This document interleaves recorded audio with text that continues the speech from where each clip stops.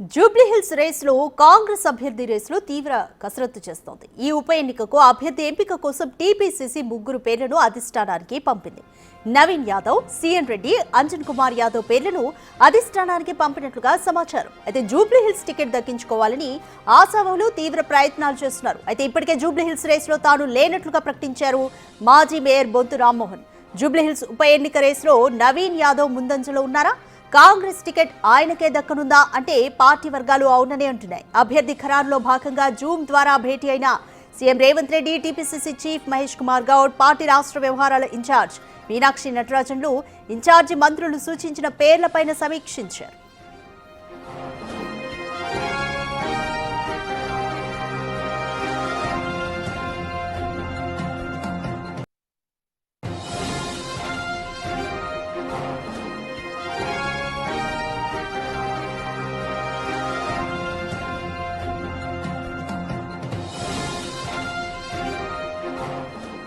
Right, more details మా input editor Pavan Kumar అందిస్తారు. Right Pavan Kumar, Jubilee Hills bypoll కి సంబంధించి కాంగ్రెస్ ఇంకా అభ్యర్థి రేసులో కసరత్తు చేస్తూనే ఉంది. అయితే మొదటగా నవీన్ యాదవ్ పేరు బాగా వినిపించింది, బట్ ఆయన మీద ఇప్పుడు ఎఫ్ఐఆర్ నమోదైంది.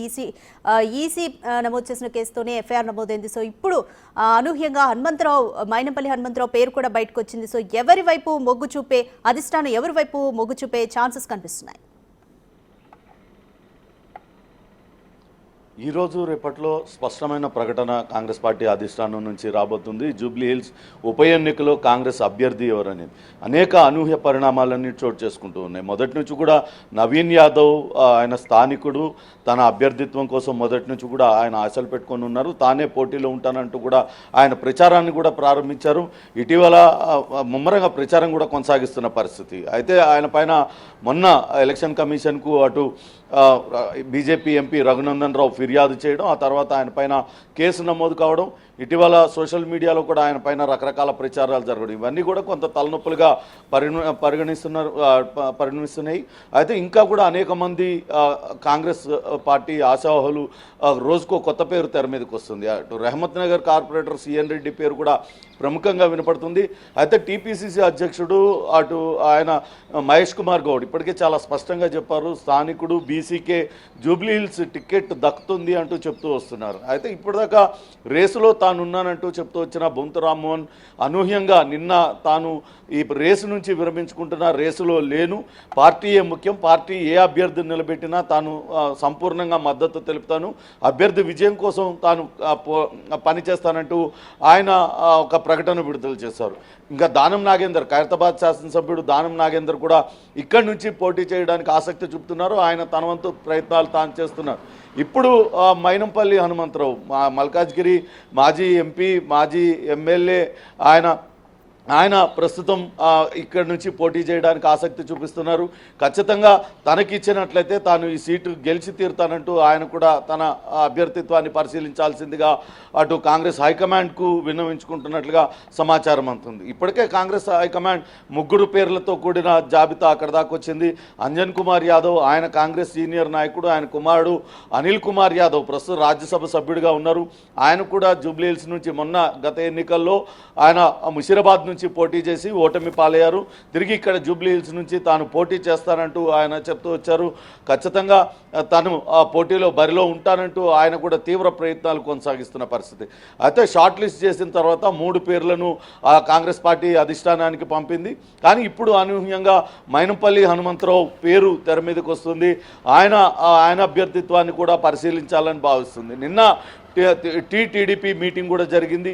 ఇక్కడ ఎన్నికల్లో పోటీకి దూరంగా ఉండాలి, అలానే అటు బీజేపీ ఒకవేళ మద్దతు అడిగితేనే వాళ్ళకి సపోర్ట్ చేయాలి తప్పించి మనంతట మనం ఎవరు కూడా సపోర్ట్ చేయొద్దు అనే నిర్ణయాన్ని కూడా వాళ్ళు తీసుకున్న నేపథ్యంలో అనేక అనూహ్య పరిణామాలన్నీ కూడా జూబ్లీహిల్స్ నియోజకవర్గంలో జరుగుతూ ఉన్నాయి. కాంగ్రెస్ పార్టీ కూడా అభ్యర్థిని ఫైనల్ చేయడానికి తీవ్రమైన కసరత్తు చేస్తూ ఉంది. ఇప్పటికే మీనాక్షి నటరాజన్, ముఖ్యమంత్రి రేవంత్ రెడ్డి పలుమార్లు సమీక్షలు నిర్వహించారు. ఇక్కడ గెలిపే ప్రాధాన్యంగా ఖచ్చితంగా గెలిచి తీరాలంటూ దిశానిర్దేశం చేశారు. అందుకు 3 మంత్రులను కూడా ఇక్కడ ఇన్ఛార్జ్ ఇన్ఛార్జీలుగా నియమించారు. ఈరోజు రేపట్లో అభ్యర్థి ప్రకటన వచ్చేస్తుంది అంటూ భావిస్తున్నారు. ఇప్పటికే అటు ఏఐసిసికి పంపిన పేర్లలో 2 బీసీ అభ్యర్థుల పేర్లతో పాటు ఒక ఓసీ సామాజిక వర్గానికి సంబంధించిన అభ్యర్థి పేరు పంపించారు.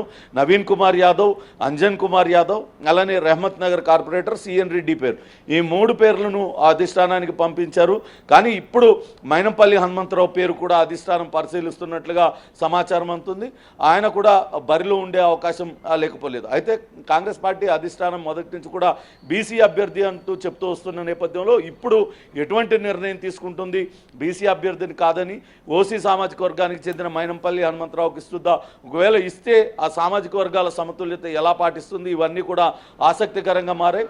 మొత్తం మీద మైనంపల్లి హనుమంతరావు కూడా ఖచ్చితంగా తాను ఇక్కడి నుంచి పోటీ చేయడానికి ఆయన కూడా అధిష్టానానికి తనకున్న అర్హతలు ఏంటి, తాను పోటీ చేయడం వల్ల ఇక్కడ కలిగే లాభాలు ఏంటి అనేది కూడా వివరిస్తున్నారు. ఎందుకంటే జూబ్లీహిల్స్ నియోజకవర్గంలో ఎలిట్ అంటే కొంచెం హై ప్రొఫైల్ వ్యక్తులందరూ కూడా ఉంటారు, కొన్ని బస్తీలు కూడా ఉన్నాయి.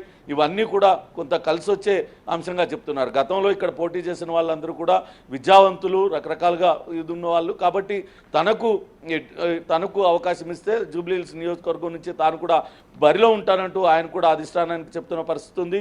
ఈరోజు రేపట్లో అధిష్టానం ఒక నిర్ణయం తీసుకొని జూబ్లీహిల్స్ అభ్యర్థిగా ప్రకటించే అవకాశం ఉంది. ఇప్పటి వరకు ఉన్న పరిస్థితులను బట్టి చూస్తే నవీన్ యాదవ్ వైపు గట్టిగా మొగ్గు చూపుతున్నప్పటికీ నవీన్ యాదవ్కు కొంతవరకు ప్రతికూల పరిస్థితులు తలెత్తుతున్నాయి. ఇటీవల ఆయన అటు ఓటర్ కార్డులు పంచడం, ఇవన్నీ ఫేక్ ఓటర్ కార్డులు, ఇవన్నీ కూడా ఎలా పంచారు? ఓటీపీలు తీసుకొని ఆ ఓటర్ల దగ్గర నుంచి ఆ ఓటర్ కార్డులు డౌన్లోడ్ చేసి పంచారు. ఇవంతా కూడా కోడ్ ఆఫ్ కండక్ట్కు విరుద్ధంగా నవీన్ యాదవ్ చేశాడు. కాబట్టి ఆయన పైన చర్యలు తీసుకోవాలంటూ ఇప్పటికే బీఆర్ఎస్ పార్టీ కావచ్చు, బీజేపీ వీళ్ళిద్దరూ కూడా ఫిర్యాదు చేశారు. ఈ నేపథ్యంలోనే ఆయన పైన కేసు కూడా నమోదైంది. నిన్నటి నుంచి కూడా ఆయన కుటుంబంలో వివాదాన్ని సోషల్ మీడియాలో సర్క్యులేట్ చేస్తూ అది కూడా ఒక వివాదంగా చేసే ప్రయత్నం చేస్తూ ఉన్నారు. చూడాలి దీనిపైన నవీన్ యాదవ్ ఏ రకంగా స్పందిస్తారు, అధిష్టానం ఏ రకమైన నిర్ణయం తీసుకుంటుందనేది కూడా వేచి చూడాలి. ఈరోజు రేపట్లో అయితే అధిష్టానం అభ్యర్థిని ప్రకటించడానికైతే పూర్తి స్థాయి కసరత్తుని చేసింది. ఇప్పటికే పూర్తి స్థాయిగా ఇక్కడ నుంచి సర్వే రిపోర్ట్లన్నీ కూడా తెప్పించుకుంది.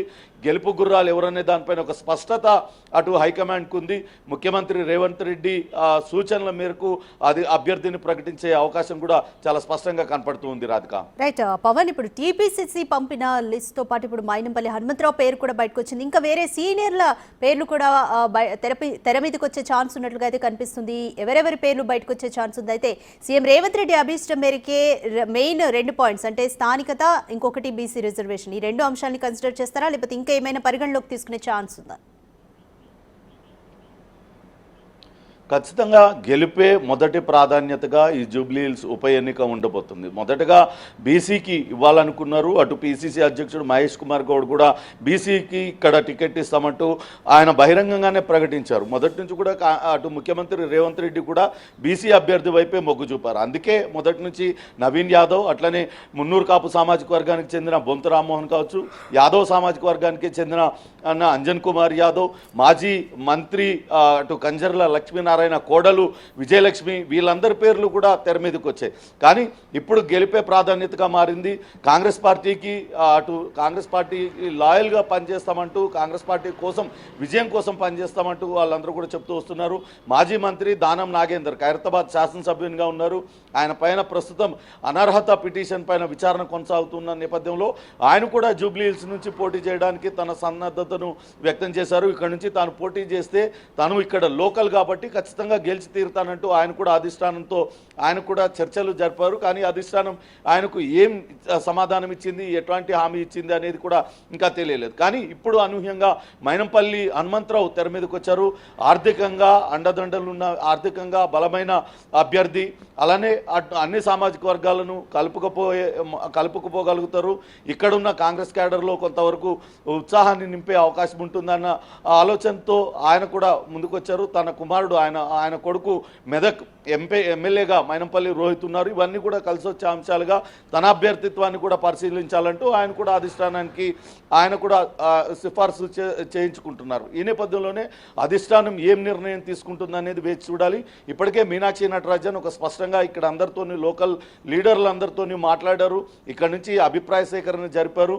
ఆ తర్వాతే 3 పేర్లను అధిష్టానానికి పంపడం జరిగింది. ఈ పంపిన 3 పేర్ల నుంచి అధిష్టానం అభ్యర్థిని నిర్ణయిస్తుంది. నిర్ణయిస్తుందా? ఇప్పటికే అటు పార్టీ నుంచి కానీ ఇటు ముఖ్యమంత్రి రేవంత్ రెడ్డి కూడా గతంలో నవీన్ యాదవ్ వైపే కొంతవరకు మొగ్గు చూపినట్లుగా వార్తలు వచ్చాయి.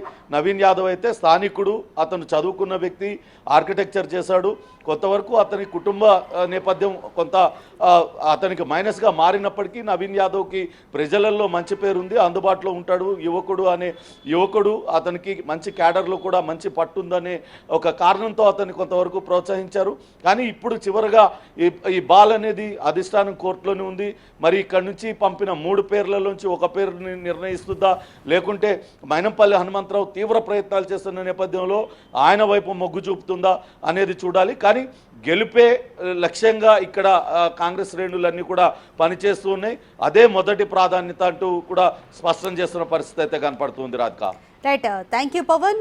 జూబ్లీహిల్స్ బైపోల్ కు సంబంధించి కాంగ్రెస్ అభ్యర్థి ఎంపికపై ఇంకా తీవ్ర కసరత్తు చేస్తోంది. ఇప్పటికే టీపీసీసీ 3 పేర్లను ఎంపిక చేసి అధిష్టానానికి పంపింది. దీంతో పాటు అనూహ్యంగా ఇప్పుడు మైనంపల్లి హనుమంతరావు కూడా తీవ్ర ప్రయత్నాలు చేస్తున్నారు. అయితే నవీన్ కుమార్ వైపే మొగ్గు చూపుతున్నట్లుగా అయితే భావన కనిపిస్తుంది. కానీ ఇప్పుడు ప్రస్తుతానికి నవీన్ కుమార్ కి ప్రతికూల పరిస్థితులు ఉండడంతో అధిష్టానం ఎటువంటి నిర్ణయం తీసుకుంటుంది, ఎవరిని అభ్యర్థిగా ఎంపిక చేస్తుంది అన్న దానిపైన ఉత్కంఠ నెలకొంది.